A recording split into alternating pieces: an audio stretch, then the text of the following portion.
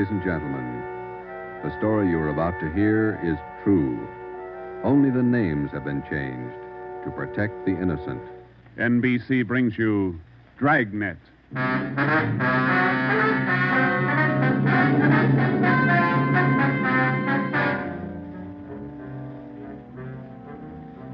You're a detective sergeant. You're assigned to homicide detail.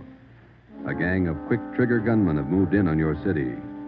They've given public notice that they'll kill the first cop who tries to take them. You know the risks. Your job, apprehend the suspects.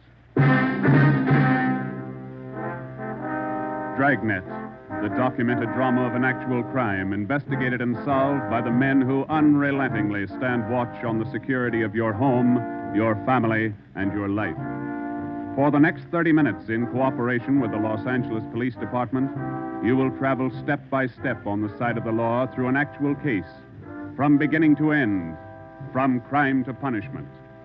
Dragnet is the story of your police force in action.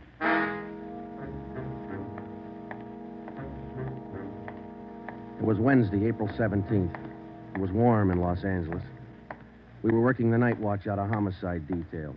The boss is Ed Backstrand, chief of detectives. My partner's Ben Romero. My name's Friday. I was on the way back from the record bureau. It was 4 minutes to 6 when I got to room 42. Homicide. Hey, Ben, I pulled a package on the Raymond killing. And that proves you can still read, Friday. He said it, Joe. Your pal, Fred Lindsay. Hiya, Fred. What's doing? Busier than you are. We know what we're looking for. Just having a little trouble finding them. That's the way it is with automobiles. They misplace so easy. Not normally, they don't. We got a small-size epidemic on our hands. Well, don't let us keep you, Fred. Just ducked in here for a breath of calm air and to invite you to dinner for the last time. The wife and I are still waiting for the first time. How about it, Joe? Ruth's got a new pressure cooker. Your sister-in-law visiting you again, huh? No, on the level. Not selling a thing. Come on. Who is it this time? My cousin. But she's awfully pretty, Joe. Oh, why do you guys insist on trying to marry me off? Me and Fred went down fighting, but it kind of grows on you after a while. Now, tell me, what is it about a married man? Just can't stand to see one single man left in the world. How about it, Joe? Tomorrow night at 7, okay? Okay, tell Ruth I'll be there. It figures that he's got to run out of kinfolks pretty soon. Fine, we'll be expecting you. Got a stakeout tonight, but tomorrow I'll be clear. Anything big? Nothing definite, Ben. Just to follow up on those stolen cars. See you, men. So long, Lindsay. Joe, you'll like my cousin. Oh, never say die. What a character. You just catnip to women, Joe. Yeah. Well, here's that Raymond package. Let's check those dates that Backstrand wanted, huh? Wednesday, April 17th was just routine. A dinner date I tried to get out of, some paperwork that the chief wanted done, and a hot, sticky day. Too hot to wear a suit of clothes. Sometimes it's like that. A day starts out being routine. By the time it comes of age, it's got a personality all its own. At 10:23 that night, Ben and I were just finishing up the paperwork, and Ed Backstrand opened his office door. Friday, Romero, just got a hotshot call. What you got, Skipper? Hold up and shooting at Hooper and Esperanza, code 3. Code 3, that means red light and siren. It was 10:32 when Ben and I pulled up at the corner of Hooper and Esperanza. It was a bar in the basement of a building on the south side of the street. A radio car was there, and the two officers were holding the crowd back. A man was talking to one of the officers who turned and pointed to us. As Ben and I got out of our car, the man hurried over to us. You're the detectives? That's right, Sergeant Friday. My name's Cummings, R.L. Cummings. I own the bar. This is terrible. There was a gunfight downstairs. Uh-huh, come on. Where's the ambulance? One of the officers in the radio car said we needed the coroner. Did you see the actual shooting? No, I didn't. Here's the fellow that was shot. Oh, there's Jones from the crime lab. Hello, Friday. Romero. Hi, Lee. What do we got here? Pretty bad. Looks like a shotgun. Close range. He really got in the way of it. Ben. Yeah. It's Fred Lindsay. Motor theft. He was on a stakeout, Lee. Tell us about it, Mr. Cummings. You know this fellow, Sergeant? Yeah, we know him. What happened? We had a holdup tonight. 3 men. Yes, go on. Well, business was good, real good. We had a large crowd, and I was happy about that because I've been trying to sell out for a long time now. I've been showing the place to different parties all week long. I had a fellow coming over tonight to take a look at it. What time was that? Oh, a little less than an hour ago, about 9:30. I see. Go ahead. It was almost time for this man to show up, so I called Eddie, that's my bartender, and I told him to kind of keep a lookout for the man because I was going back to the office to get the books ready to show. You know how it is when you want to sell a business.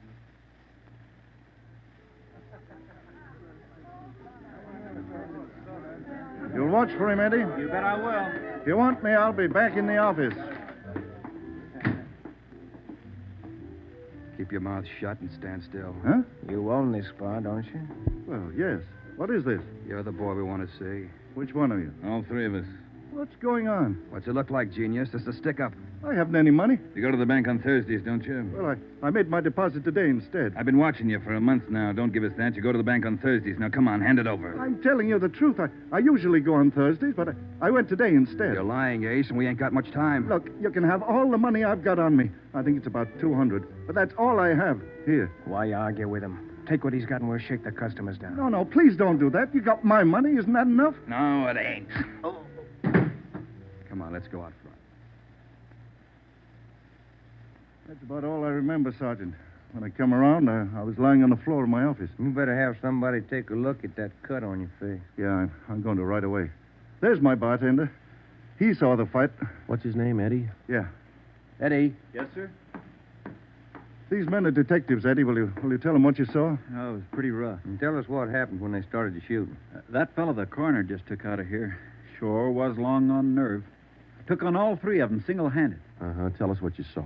You ought to get that fellow's name. Sure had a lot of nerve. Took over just like he was a cop. He was a cop. Now, what did you see? I pegged him for a cop. Well, he was sitting up at the bar. Been nursing a bottle of beer for about an hour. I was keeping an eye on the front door, watching for this fellow the boss wanted to see. So I didn't see the three hold-up men come through from the back. But I heard them. All right, let's knock it off. You can all see this shotgun. Anybody make a move, and I'll blow your head off. Demas, cover the front door. Got it. Sickle, shake him down. Okay, gents. You guys in the band, keep that music going. The rest of you people turn around and face the bar. Put your hands on top of the bar and leave them there till we tell you to move. Come on, hurry up. Knock it off. Okay, Sickle. We'll take your money, your watches, anything else you got. Now, don't try to be cute and hold out. All right, you, take off the watch. I'll get your billfold. You, lady, let's have the ring. This Come man on, they give me the called pocket Sickle watch. went right down the line, took everything he could lay his hands on. This cop, your friend, was facing me at the far end of the bar. He was standing there just like the others. He kind of leaned toward me a little. Can you see the guy with the shotgun? Yeah, Where is he? center of the room. The other guy still at the door? Yeah, Got his gun out? holding it in his right hand. How far down the line is the other guy? About 10 people away. Hey, you two down at the end there. Knock it off. Hurry up, Sickle. Doing the best I can. Come on, let's have the purse, lady. You, next to the lady here, get the watch off. I'll take this wallet over. How far away now? Getting closer. But we better set up like he says. I'm going to take the one with the shotgun Oh, first. he'll blow you to pieces. I got a gun. How far away is that guy now? I thought Jans told you two to shut up. All right, Sickle, try to move and I'll break your back. Let me go. Go ahead and shoot, Jans. Stay away from him, Sickle. All you people at the bar, down on the floor. Okay, you with that shotgun, drop it. Demas, can you get a shot at him? Not without hitting Sickle. Come on, you, I'm waiting. You got us all wrong, boy. We like Sickle, but not that much. The cop was holding Sickle as a shield. When the big guy let go of the shotgun, both the cop and Sickle ducked. The cop didn't get hit. But this man Sickle fell over on his face, grabbed at his arm. The man with the shotgun went down on one knee, holding his stomach. The man at the door took a shot at the cop, but he missed. Then the cop fired 3 shots at the man by the door. Looked like the first 2 missed, but the last one caught the man in the leg and he went down. Well, by this time, the big guy with the shotgun had recovered enough to hold his weapon again. I tried to warn the cop.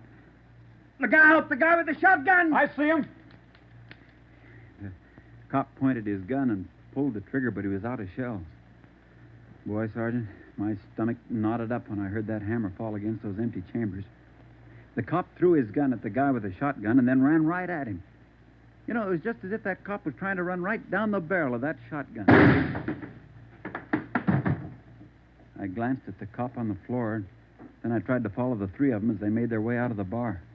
They jumped into a car out front and drove off. As a kid, I used to watch Bill Hart take on a whole gang in the movies, but this way, right in front of my eyes, Sergeant, he was an awful brave guy. Did you get the license number of their car? No, I didn't. I couldn't see very well. You got a pretty good look at all three of the men, though, didn't you? I believe I'd recognize any of them. Thanks, Eddie. What's your last name? Bowers. Eddie Bowers. Got that, Ben? Yeah. You'll be hearing from us, Eddie. We may want you to look at some pictures for us. Glad to help any way I can, Sergeant. I hope you get the men that shot this cop. You're sure going to try, aren't you? Yeah, Eddie. We're sure going to try. The next step was for Ben and I to make a complete report to Chief Ed Backstrand. They got Lindsay, huh? That Fred Lindsay an auto theft? Yeah, that's right. Good cut. You say he wounded 2 out of the 3 in that holdup. Yeah. That means they'll have to have medical attention in a hurry. We'll check all the small hospitals, cover all the drugstores to get a line on anyone who's bought medical supplies in the last hour. Uh-huh. As soon as medical detail notifies Ms. Lindsay, I'd like to go over and see her. Smith from the medical detail's out there now. By the time you get back, we may have a flash in the drugstores or hospitals. We'll be back in 30 minutes. Call in when you get out there. Right, Ed. You might carry this with you. Yeah? I'm sick. I'm sick to my stomach about this thing. I want you to get those 2-bit punks. I don't want them to see another sunrise. Got that, haven't you? Yeah, Ed. Let's go, Ben. Chandler? Yes, sir. Put out an APB. Have communications broadcast the descriptions of these suspects every 30 minutes until further notice. Get that to communications right away, sir.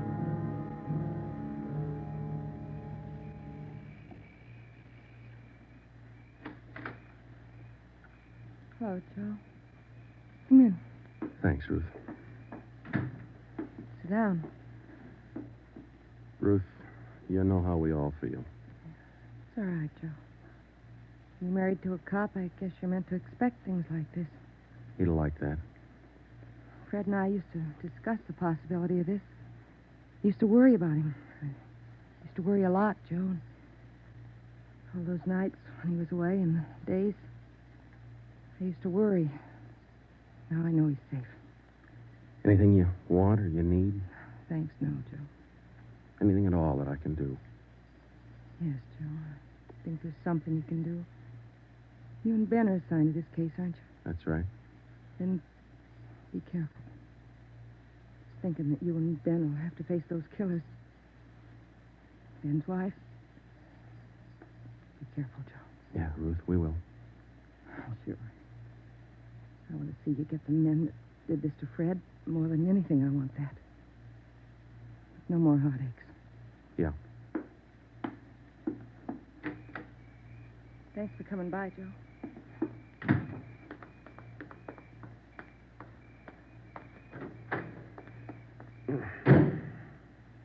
How'd you take it, Joe? Let's go.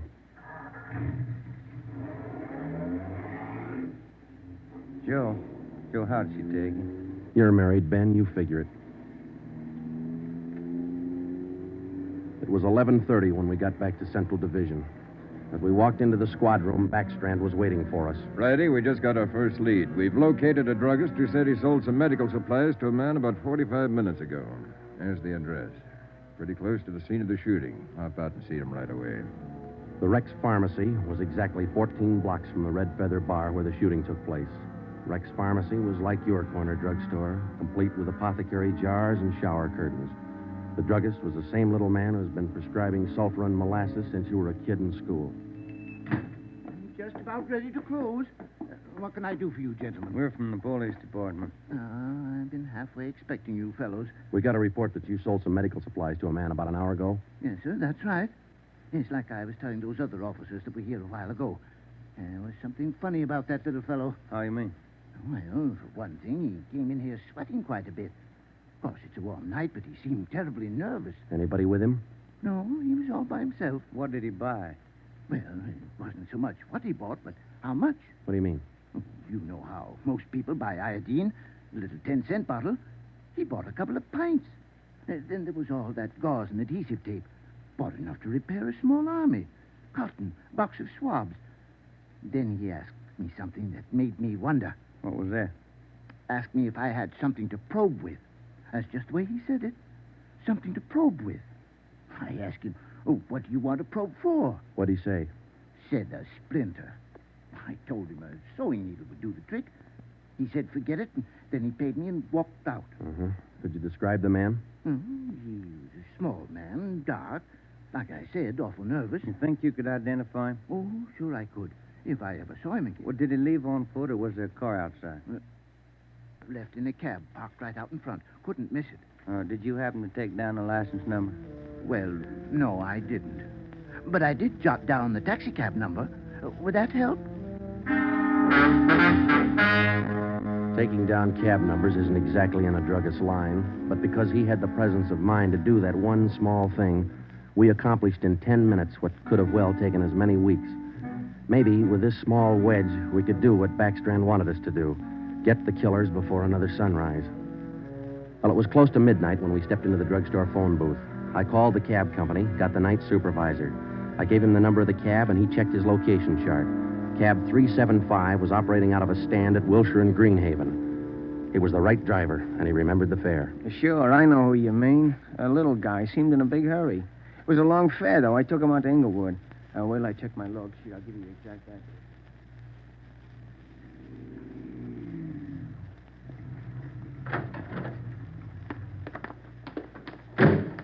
Here it is, Joe. 1523 Imperial. It's the rooming house. Yeah, come on. We'll check with the landlady. Kind of late, Joe. Yeah, let's stand away from the door, huh? Might not be the landlady who answers. Yes, what do you want? Police department. Oh, well, just a minute. Let me see your badge. There you are, ma'am. I'm Sergeant Friday. This is Romero. Homicide. All right. Now, what do you want? I run a good, clean rooming house It's here. not the house, lady. It's one of your tenants. Which one? That's what we want you to help us on. Look, do you men know what time it is? Come back here in the morning. Sorry, this can't wait till morning. Well, I'm not going to invite you in. We'll talk right here on the porch and keep your voices down. My tenants work during the day. Whatever you say, ma'am. Now, what is it you want to know? We're looking for a small, dark man. Well, I got 3 here. Could fit that description. No, he came in late tonight, about 45 minutes ago. I wouldn't know about that. I don't spy on my people. This is very important. You'll have to keep your voices down. Sorry. He's dark and he's small. Oh, I didn't just say he was dark. You must mean Mr. Tyndall. What's he done? What's his room number? He's in room 10, but I can't allow you to tramp up and down the stairs at this hour. You'll wake all my roomers. We'll be as quiet as he wants us to be. Now, what do you mean by that? Is there going to be trouble? I don't know, lady. Where do we find number 10? The end of the hall, last room on the right, and keep your voices down. If you'll just wait in your room, lady, we'll call you if we want you. Okay, here we are. If I keep the door clear, Ben, we might have trouble. Think they all in there? We'll know in a minute.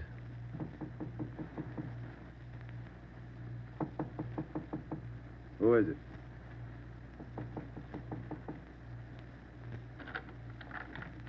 What do you want? Police department. I'll try this closet, Joe.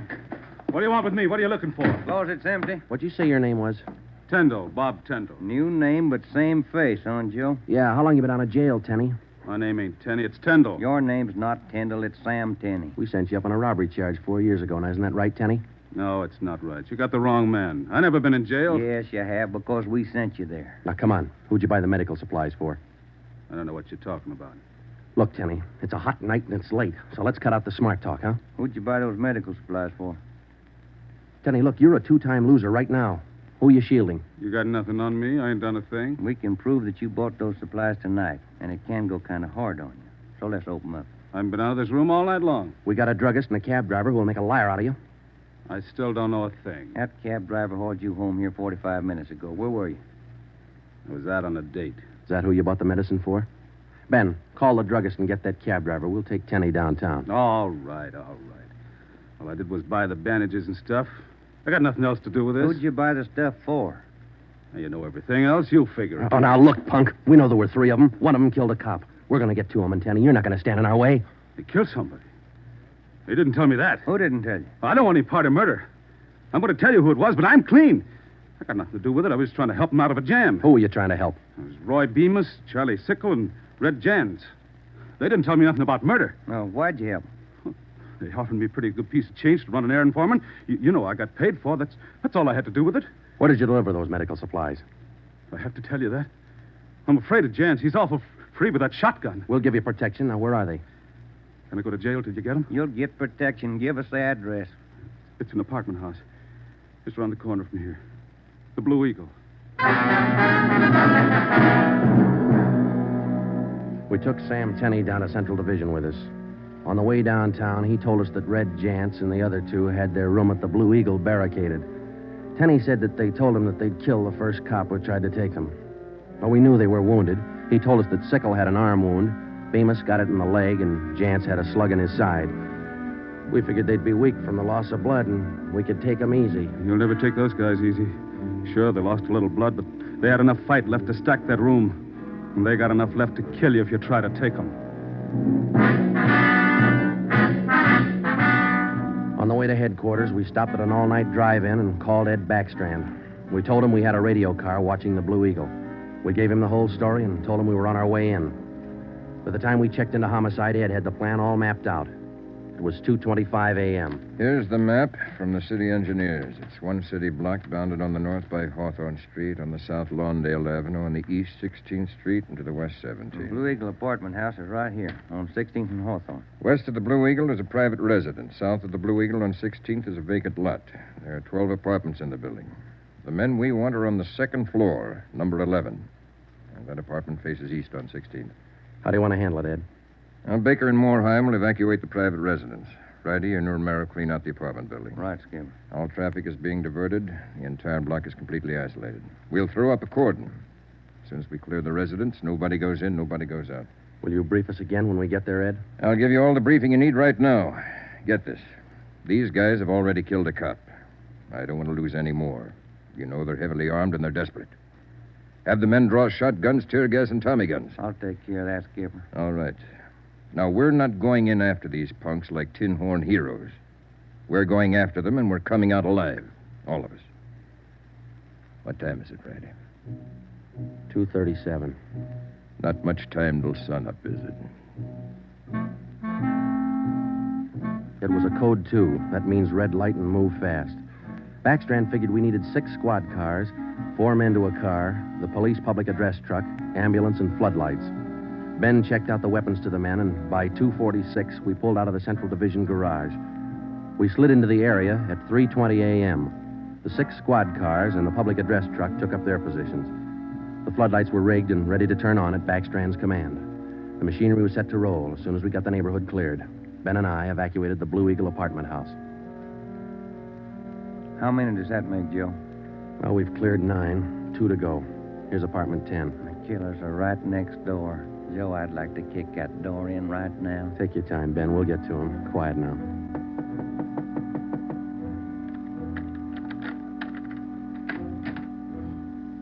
Yeah, what is it? Police department. May we come in? Yeah, of course. What's the trouble? No trouble. We're evacuating the building. Now, we'll have to ask you to leave by the back door. We'll notify you when to return. Please leave quietly and lock your door. What's going on? No time to explain. Thank you very much for your cooperation. Okay, now, we'll skip 11 and go to 12. Yeah.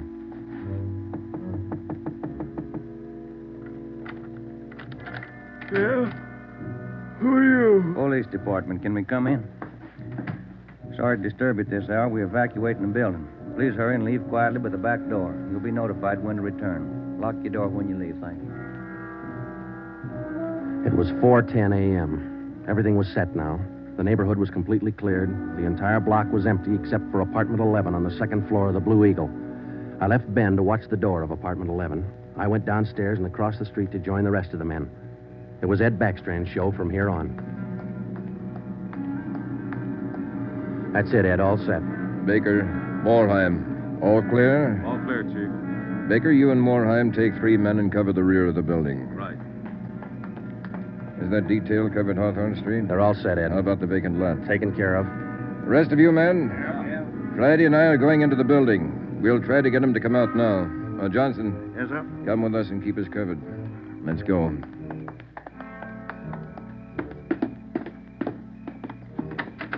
Apartment 11's up at the head of the stairs, Ed. Right.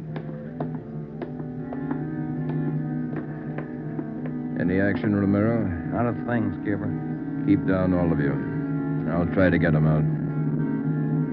Jantz, Bemis, Sickle, you're all alone. The building's clear. Come on out with your hands behind your head.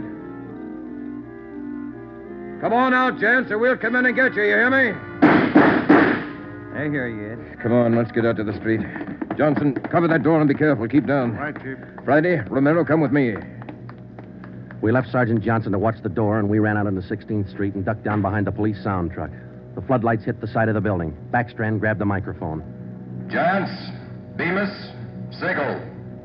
You've got 30 seconds to come down out of that room. Walk out backwards with your hands behind your head. Stay together. Don't fan out. 30 seconds, Jance. They're making it tough, Ed. Romero, lob some tear gas through that window. Right, Skipper.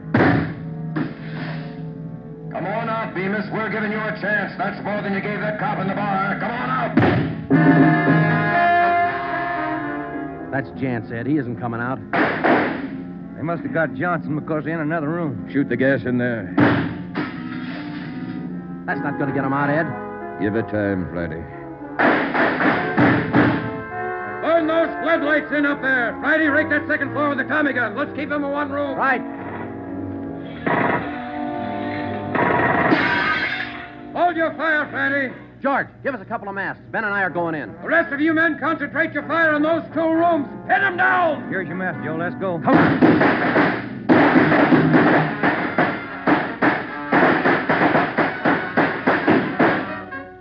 Put that mask on, Ben, and keep down. Yeah, wait a minute. Somebody coming down the inside stairs. Duck, Ben. He's got a gun. I got one, copper. Get out of my way. Stop it, you. You haven't got a chance. I'm coming through, copper. I think I stopped him, Joe. Can you see Johnson? No, it's too much gas in there. All right, you two up there. We got one of you. The other two, come on out. Joe, think we got him? I don't know. Can you see Johnson? No, Joe. It's still too thick in there. I'm going in, Ben. Cover me. Come on. We know there are two of you up there. Just one, copper. Throw your gun down the stairs ahead of you. Hurry up. Shotgun, Joe. Jance. I see him. I'll take him at the foot of the stairs. All right, I got my hands up. I found Johnson, Ben. All right, Jance, outside. Come on. Move. Put the handcuffs on him, Ben. I'll cover you. How's Johnson? I don't know. Ed, get the ambulance crew over here. Jance, who's this other guy we got? Bemis. How about Sickle? I said just one, didn't I, copper? Never mind the smart talk, Jance. Now just answer the question, huh? Sickle wanted out of it a long time ago, so I let him out. He's upstairs. I let him out the back way. Mean you shot him? He wanted out, didn't he? All right.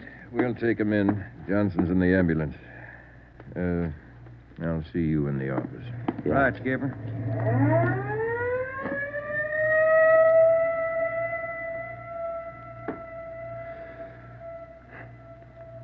How about a smoke, huh?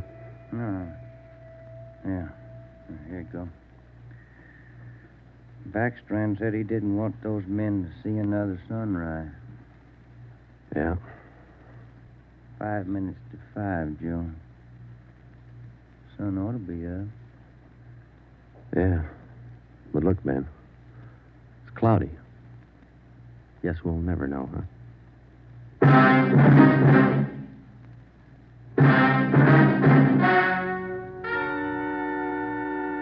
The story you have just heard was true.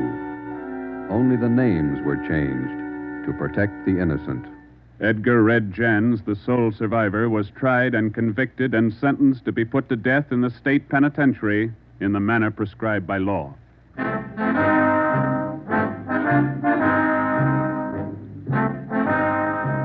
You have just heard the fourth in a new series of authentic cases from official files. Technical advice for Dragnet comes from the office of C.B. Horrell, Chief of Police, Los Angeles Police Department.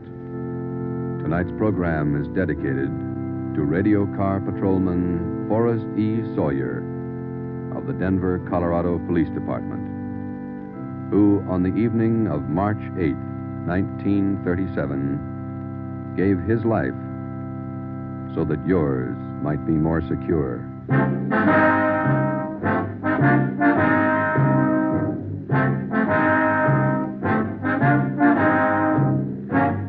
Dragnet came to you from Los Angeles.